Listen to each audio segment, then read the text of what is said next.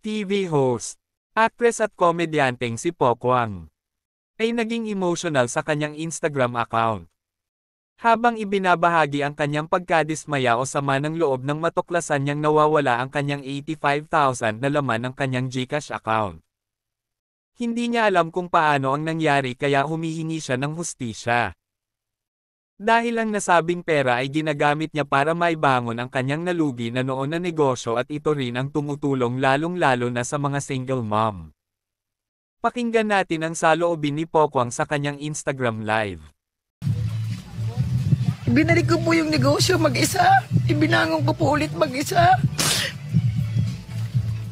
May mga kaibigan po akong tumulong. Nagpahiram po sa akin ng pera. Isa po si Ochi Diaz dyan. Binangon ko po yung negosyo. Ang ganda po. Nakakabalik po ako unti-unti. Nakapagbigay po ako ng trabaho sa mga single na mama. Yung pinagpaguran mo, yung naipon mo, pagkagising mo isang araw, wala na. GCash, baka naman may magawa kayo, nasimot po yung pera namin. Nasimot po yung pinagpaguran namin. Kasama po yung pampasweldo sa mga tao.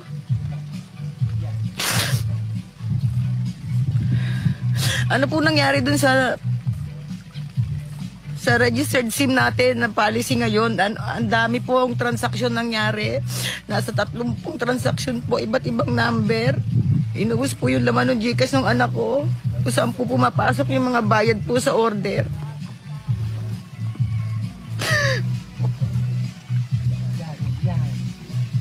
Nakakalungkot lang kasi lumalabang ka ng patas, naghahanap buhay ka, tapos may mga taong ganyan.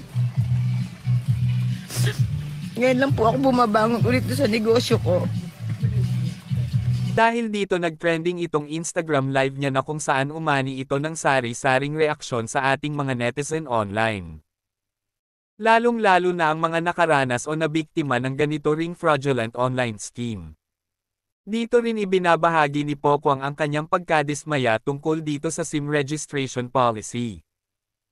Na kung saan merong 30 na mga SIM numbers na hindi nakarehestro at nakapasok sa account ng anak niya noong ubos sa pera nila.